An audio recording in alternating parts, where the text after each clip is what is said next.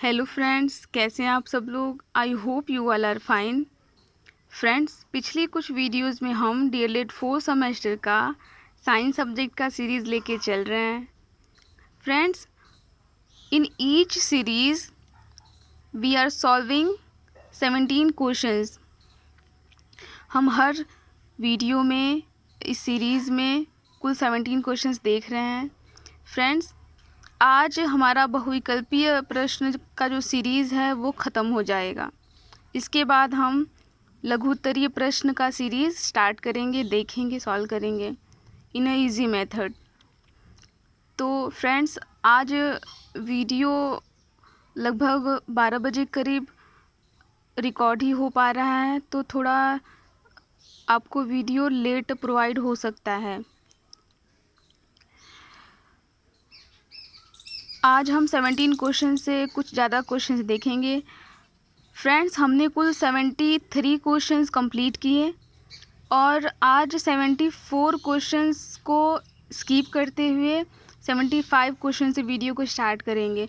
जो question number 74 है उसको दिखाना मुझे ठीक नहीं लगा, तो इसलिए हम 75 जो क्वेश्चन नंबर 74 है उसको स्किप किए हैं और 75 से आज का वीडियो चलिए स्टार्ट करते हैं अपना क्वेश्चन नंबर 75। क्वेश्चन नंबर 75 क्या कह रहा है? 1984 में किस वैज्ञानिक ने HIV का आविष्कार किया? यहाँ पे गलत प्रिंट कर दिया है, आविष्कार की जगह खोज होना चाहिए था। कोई बात नहीं। 1984 में HIV की खोज अमेरिका के कैलिफोर्निया में की गई थी और उसको कौन किया था? ऑप्शन दिख रहा है आपको, ब रॉबर्ट सी गैलो। इन्होंने ही 1984 में अमेरिका की कैलिफोर्निया में HIV डिजीज़ को खोजा या फिर उसको पाया। ह्यूमन बींग्स में HIV डिजीज़ होता है। क्वेश्चन नंबर 76, किस सेल को पुनः आवेशित किया जा सकता है? अ सीसा संचायक सेल, ब वोल्टी सेल, स शुष्क सेल, द डैनियल सेल। आंसर आपको ठीक दिख रहा है, सीसा संचायक सेल। सीसा संचायक सेल को रिचार्ज किया जा सकता है और बाकी वोल्टी सेल, शुष्क सेल और डैनियल सेल को नहीं किया जा सकता। क्वेश्चन नंबर 77, प्राथमिक उपचारक में कौन कौन से गुण होने चाहिए? अगर बाई चांस किसी पर्सन को कहीं चोट लग गया, उसका एक्सीडेंट हो गया, तो उसके लिए फर्स्ट एड सबसे पहले बहुत ज़रूरी है। अगर हॉस्पिटल पास में नहीं है, सबसे पहले इसको फर्स्ट एड दिया जाना चाहिए। तो वही पूछ रहा है कि जो व्यक्ति फर्स्ट एड दे रहा है उसके अंदर कौन कौन से गुण होने चाहिए, या फिर वो व्यक्ति कैसे स्वभाव का होना चाहिए। ऑप्शन अ कह रहा है क्रिया में तत्पर तथा निपुण। जो पर्सन है वो कोई भी काम को करने के लिए बिल्कुल एक्टिव होना चाहिए। ब मधुर स्वभाव वाला साधन संपन्न होना चाहिए। उसके पास जो फर्स्ट एड की सारी सामग्री है वो होनी चाहिए और उसका जो नेचर है वो बहुत ही सॉफ्ट और मधुर होना चाहिए। अ भी ऑप्शन ठीक है, ब भी ऑप्शन ठीक है और स कुशल एवं सहनशील। कुशलता और सहनशीलता तो हर काम के लिए इम्पोर्टेंट है।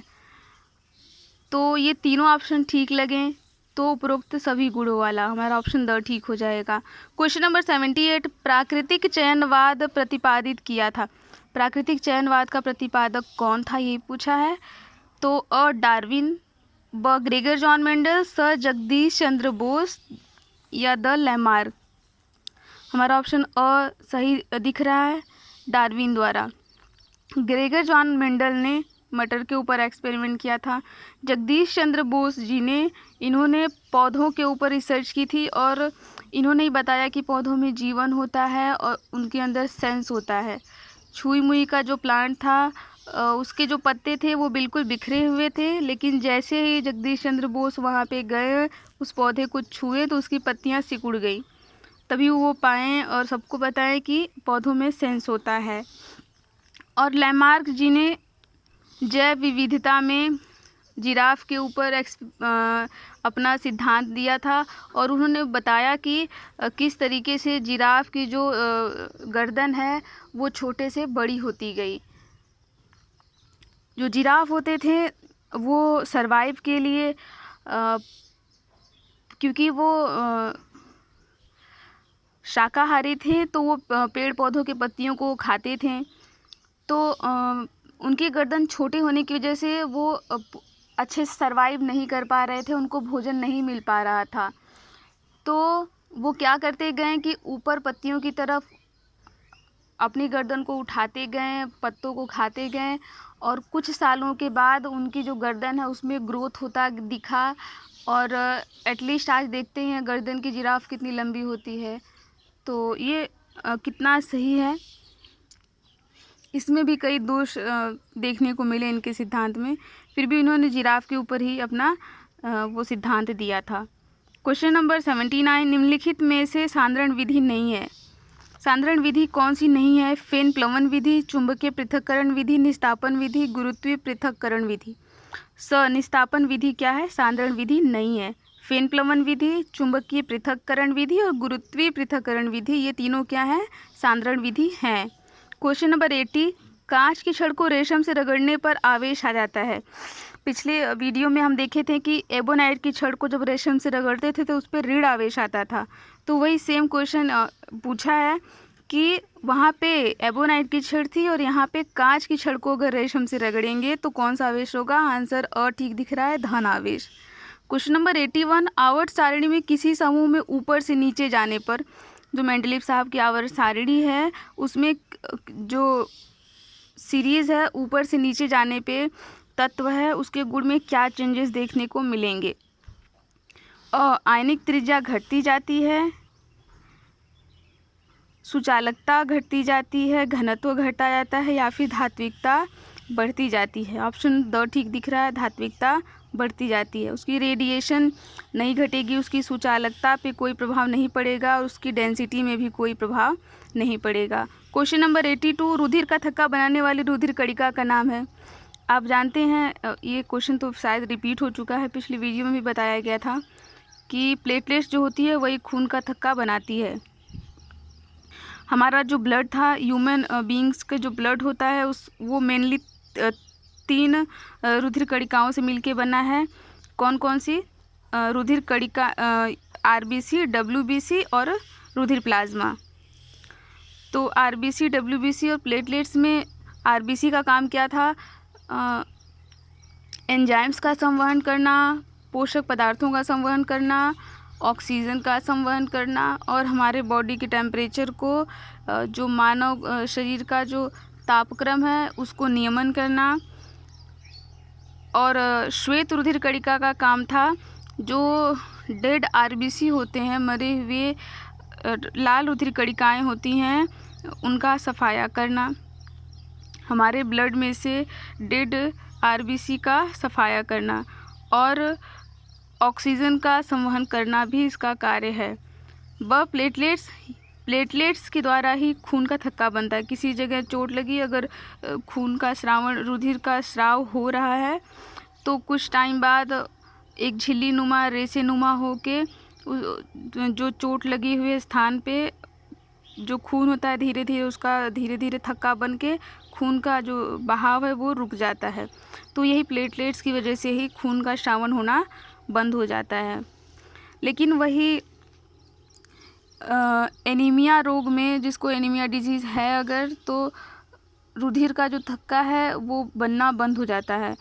चोट लगे हुए स्थान से लंबे समय तक रुधिर का स्राव होता रहता है।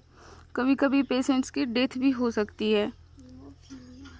क्वेश्चन नंबर 83, एलिसा परीक्षण है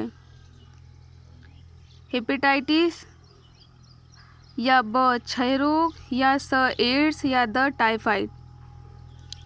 तो एलिसा परीक्षण जो है वो एड्स डिजीज़ के लिए किया जाता है। किसी ह्यूमन बीइंग्स के अंदर एड्स डिजीज़ है या नहीं, इसका परीक्षण एलिसा परीक्षण द्वारा किया जाएगा। क्वेश्चन नंबर 84, गैलेना किस धातु का अयस्क है? Zinc, lead, copper, aluminium. तो गैलेना यानी पीबीएस, लेड का क्या है? अयस्क है। क्वेश्चन नंबर 85, वातावरण और जीवधारियों के पारस्परिक संबंधों से क्या बनता है? वातावरण और जीवधारियों के पारस्परिक संबंध से हमारा पारिस्थितिक तंत्र बनता है। समुदाय, जीवोम या खाद्यजाल नहीं। हम जब लघु उत्तरीय प्रश्न देखेंगे तो उसमें पारिस्थितिक तंत्र के बारे में भी एक शॉर्ट, एक बिल्कुल एज अ थ्रू डायग्राम हम देखेंगे। क्वेश्चन नंबर 86 पे आते हैं, शुष्क सेल में किस पदार्थ की छड़ एनोड का कार्य करती है? शुष्क सेल में जो एनोड की छड़ होती है वो कौन से पदार्थ की बनी होती है? तो आंसर अ सही दिख रहा है, कार्बन। एनोड की छड़ कार्बन पदार्थ की बनी होती है। क्वेश्चन नंबर 87, रुधिर का थक्का बनाने वाली रुधिर कणिका का नाम है? वही क्वेश्चन रिपीट हो गया। रुधिर का थक्का बनाने वाली रुधिर कणिका का नाम है प्लेटलेट्स। आरबीसी और डब्ल्यूबीसी का क्या कार्य है आप जानते हैं। क्वेश्चन नंबर 88, निम्नलिखित में से दिष्ट धारा का प्रयोग करते हैं? अ पंखा में, ब टॉर्च में, स टीवी में, द कूलर में। ऑप्शन ब ठीक दिख रहा है, टॉर्च में। टॉर्च के अंदर जो सेल लगी होती है उसके अंदर जो धारा बहती है उस धारा को दिष्ट धारा बोलते हैं। तो टॉर्च के अंदर दिष्ट धारा हमको मिलेगी। टॉर्च के अंदर क्या, जो टॉर्च की सेल होती है उसके अंदर दिष्ट धारा फ्लो होगी। क्वेश्चन नंबर 89, पौधों एवं जंतुओं के बीच की कड़ी है? पादप और जंतुओं के बीच की कड़ी को क्या बोलते हैं? अ अमीबा, वायरस, युग्लिना, क्लेमाइडोमोनास। ऑप्शन ब ठीक दिख रहा है, युग्लिना ही पादप और जंतु के बीच की कड़ी है। क्वेश्चन नंबर 90, युग्लिना के अंदर पौधे और जंतु दोनों के गुण देखने को मिलते हैं। क्वेश्चन नंबर 90, चुंबकीय पदार्थ है। चुंबकीय पदार्थ क्या है? लोहा, पीतल, तांबा या रबड़। ऑप्शन अ ठीक होगा, लोहा। 91, लाल रक्त कणिकाओं का निर्माण होता है। आरबीसी का निर्माण हमारे बॉडी में कहाँ पे होगा? आरबीसी हमारे पूरे बॉडी में कहाँ बनती है? अ यकृत में, ब मस्तिष्क में, स प्लाज्मा में या द अस्थि मज्जा में। ऑप्शन द ठीक होगा, अस्थि मज्जा में। क्वेश्चन नंबर 92, विद्युत बल्ब में तंतु किस धातु का बना होता है? जो 100 वाट का बल्ब आप देखे होंगे उसके अंदर जो एक तार होता है, जब बल्ब फ्यूज हो जाता है तो वो तार नीचे लटक जाता है, तो कहते हैं कि वो बल्ब ख़राब हो गया। अगर पॉसिबल होता तो हम उस तार को जोड़ देते, लेकिन क्योंकि वो कांच के अंदर रहता है तो हम वहाँ तक नहीं पहुँच पाते और उस बल्ब को फेंक देते हैं, दूसरा बल्ब यूज़ कर लेते हैं उसकी जगह पे। तो वही तार जो होता है वो टंगस्टन धातु का बना होता है, सिल्वर, एल्यूमिनियम या चांदी का नहीं बना होता। सिल्वर या चांदी का तो महंगा हो जाएगा। क्वेश्चन नंबर 93, विद्युत धारा का मात्रक है। विद्युत धारा का मात्रक क्या है? कूलाम, एम्पियर, सेकेंड या वोल्ट। ऑप्शन ब ठीक दिख रहा है, एम्पियर। कूलाम विद्युत आवेश का मात्रक हुआ, सेकेंड समय का मात्रक हुआ, वोल्ट विभवांतर का। क्वेश्चन नंबर 93 कंप्लीट हुआ। क्वेश्चन नंबर 94, क्वेश्चन नंबर 94 कह रहा है, हेमेटाइट किसका अयस्क है? सोना, तांबा, लोहा या कैल्शियम। हमारा ऑप्शन स ठीक होगा, लोहा। हेमेटाइट लोहे का अयस्क है। क्वेश्चन नंबर 95, मिश्र धातु है। मिश्र धातु कौन सी है? पीतल। क्वेश्चन नंबर 96, भारत में एनीमिया के कारण है। एनीमिया के कारण कौन से हैं अपने इंडिया में या फिर कहीं भी? गरीबी, अज्ञानता, गंदा रहन सहन या उपरोक्त सभी। गरीबी तो किसी भी डिजीज़ का कारण बन सकती है। ऑप्शन और ठीक है, ब अज्ञानता। एजुकेशन या फिर किसी चीज़ के बारे में नॉलेज नहीं होना, ये भी किसी भी डिजीज़ का कारण बन सकता है। गंदा रहन सहन भी डिजीज़ का कारण है। ऑप्शन तीनों ठीक होगा, उपरोक्त सभी। ऑप्शन द ठीक हो जाएगा।